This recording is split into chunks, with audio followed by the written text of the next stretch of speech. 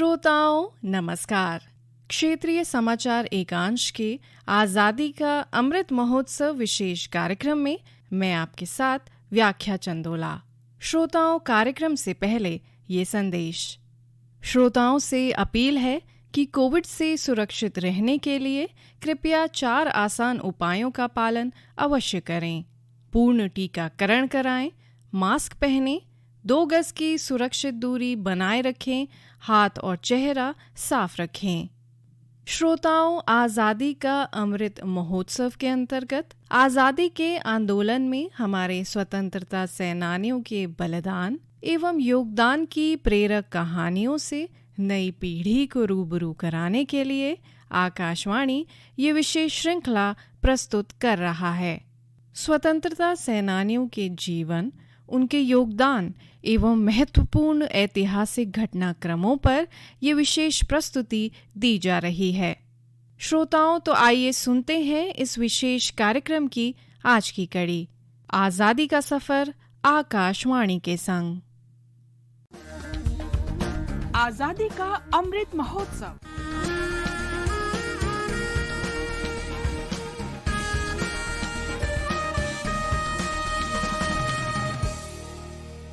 आजादी का सफर आकाशवाणी के संग। भारत का शानदार स्वाधीनता संघर्ष आधुनिक विश्व के महानतम संघर्षों में से एक है। आकाशवाणी से हम आपके लिए रोजाना ला रहे हैं इस शानदार संघर्ष की झलक।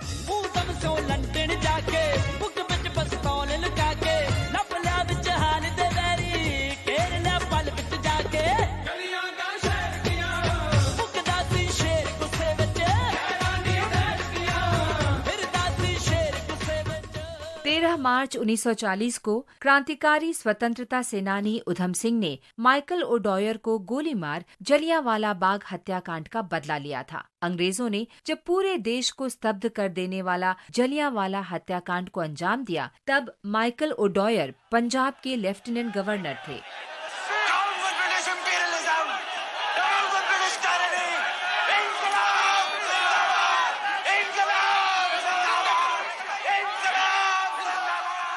जलियांवाला हत्याकांड के समय उधम सिंह केवल 19 वर्ष के थे। उन्होंने नरसंहार के पीड़ितों के लिए राहत कार्यों में मदद की थी। इस जघन्य घटना ने उधम सिंह के युवा मन को झकझोर दिया था और उन्होंने ठान लिया था कि वे माइकल ओडॉयर से इस क्रूर घटना का बदला लेंगे। उन्होंने सही समय का इंतजार किया। वे अन्य भारतीय क्रांतिकारियों में शामिल हो कई देशों का दौरा किया और अंत में लंदन गए। उन्होंने शेर सिंह और राम मोहम्मद सिंह आजाद सहित कई उपनामों का इस्तेमाल किया। 1920 में अफ्रीका गए और 1924 में अमेरिका पहुंचने में कामयाब रहे। अमेरिका में उधम सिंह ने गदर पार्टी के साथ घनिष्ठ संबंध बनाए और प्रवासी भारतीय संघ की स्थापना में मदद की। 1927 में वे 2 दर्जन से अधिक सहयोगियों और हथियारों के जखीरे के साथ भारत लौटे। कुछ ही समय बाद उन्हें गिरफ्तार कर लिया गया और आर्म्स एक्ट के तहत 5 साल के लिए जेल भेज दिया गया। अक्टूबर 1931 में जेल से रिहा होने के बाद उधम सिंह ने कुछ समय के लिए अपने को सुर्खियों से परे रखा। थोड़े समय बाद उन्होंने फिर से भूमिगत गतिविधियां शुरू की और साथ ही साथ ब्रिटेन पहुंचने के तरीकों का भी पता लगाया। पुलिस उन पर लगातार नजर रखे हुए थी। पगड़ी संभाल जट्टा, पगड़ी संभाल तेरा लुट गया माल, ओए पगड़ी संभाल जट्टा, पगड़ी संभाल। उधम सिंह 1934 में लंदन पहुंचने में सफल हो गए। वो पूर्वी लंदन के एक घर में रहे और भारतीय श्रमिकों के लिए काम करने वाले एक समाजवादी संगठन में शामिल हो गए। उन्होंने एक रिवॉल्वर तथा गोला बारूद खरीदा और सही समय का इंतजार करने लगे। 13 मार्च 1940 को कैक्सटन हॉल में सेंट्रल एशियन सोसाइटी और ईस्ट इंडिया एसोसिएशन की बैठक होनी थी। माइकल ओडॉयर भी वक्ताओं में शामिल थे। उधम सिंह को अपने इरादे को पूरा करने का सही समय मिल गया था। उन्होंने अपने रिवॉल्वर को एक पुस्तक में छिपा लिया और हॉल में दाखिल हो गए। वे एक दीवार के पास खड़े रहे। जैसे ही बैठक समाप्त हुई, उधम सिंह मंच की ओर गए, माइकल ओडॉयर पर गोली चला दी। माइकल ओडॉयर की मौके पर ही मौत हो गई और 2 अन्य ब्रिटिश अधिकारी घायल हो गए। उधम सिंह ने भागने की कोशिश नहीं की और उन्हें तुरंत गिरफ्तार कर लिया गया। उन्हें जल्द ही दोषी ठहराया गया और मौत की सजा सुनाई गई। मुकदमे के दौरान उधम सिंह ने दहाड़ लगाई। माइकल ओडायर इसका हकदार था। वो असली अपराधी था। उसने मेरे लोगों को कुचला, इसलिए मैंने उसे कुचल दिया। मैं 21 साल से बदला लेने की कोशिश कर रहा हूँ। मुझे खुशी है कि मैंने ये काम किया। मैं मौत से नहीं डरता। मैं अपने देश के लिए प्राण त्याग रहा हूँ। भारत में ब्रिटिश शासन से मैंने अपने लोगों को भूख से मरते देखा है। मैंने उनका विरोध किया। ये मेरा कर्तव्य था। मातृभूमि की खातिर मुझे मौत से बड़ा सम्मान और क्या दिया जा सकता है। उधम सिंह को 31 जुलाई 1940 को फांसी दे दी गई। हम इस महान क्रांतिकारी स्वतंत्रता सेनानी को सलाम करते हैं।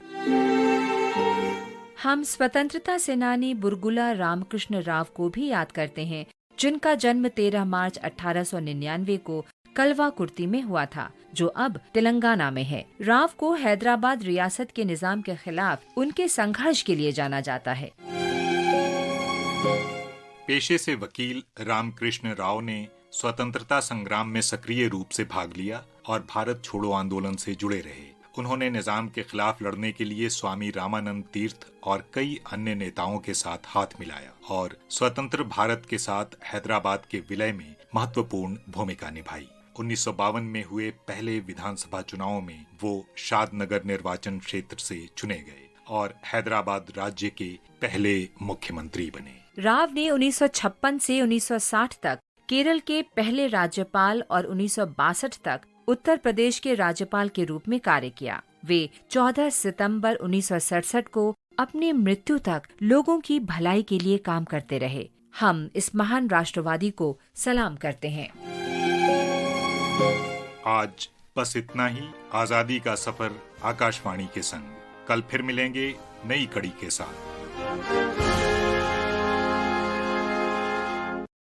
श्रोताओं, ये आप सुन रहे थे आजादी का अमृत महोत्सव के अंतर्गत विशेष कार्यक्रम। श्रोताओं, जहां देश प्रदेश में कोरोना संक्रमण के मामले निम्न स्तर पर हैं और विशेषज्ञों के अनुसार देश कोरोना महामारी की तीसरी लहर से काफी हद तक बाहर आ चुका है, वहीं कुछ राज्यों में संक्रमण की दर अब भी अधिक है, जिसके कारण संक्रमण के दोबारा लौटने की आशंका जताई जा रही है। केंद्रीय स्वास्थ्य मंत्रालय के अनुसार देश के 10 राज्यों के 47 जिलों में अब भी संक्रमण दर 5% से अधिक है। इस सब के मद्देनजर हमारी आपसे अपील है कि कोई भी कोताही न बरतें। कोविड के खिलाफ इस जंग में अपना योगदान दें। कोविड से सुरक्षित रहने के लिए कृपया 4 आसान उपायों का पालन अवश्य करें। पूर्ण टीकाकरण कराएं, मास्क पहनें, 2 गज की सुरक्षित दूरी बनाए रखें, हाथ और चेहरा साफ रखें। सुरक्षित रहें, स्वस्थ रहें। श्रोताओं, प्रधानमंत्री नरेंद्र मोदी 27 मार्च को सुबह 11 बजे आकाशवाणी पर मन की बात कार्यक्रम में देश विदेश के लोगों से अपने विचार साझा करेंगे। ये इस मासिक रेडियो कार्यक्रम की 87वीं कड़ी होगी। प्रधानमंत्री ने मन की बात की इस कड़ी में अपने संबोधन में शामिल करने वाले विषयों पर लोगों से अपने विचार साझा करने को कहा है।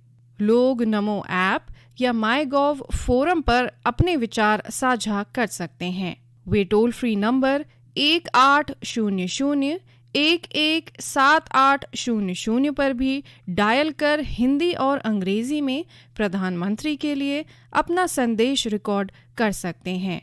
ये फोन लाइनें 25 मार्च तक खुली रहेंगी। लोग 1922 पर मिस्ड कॉल देकर SMS लिंक प्राप्त कर सीधे प्रधानमंत्री को अपने सुझाव दे सकते हैं। श्रोताओं, आज के कार्यक्रम में इतना ही। नमस्कार।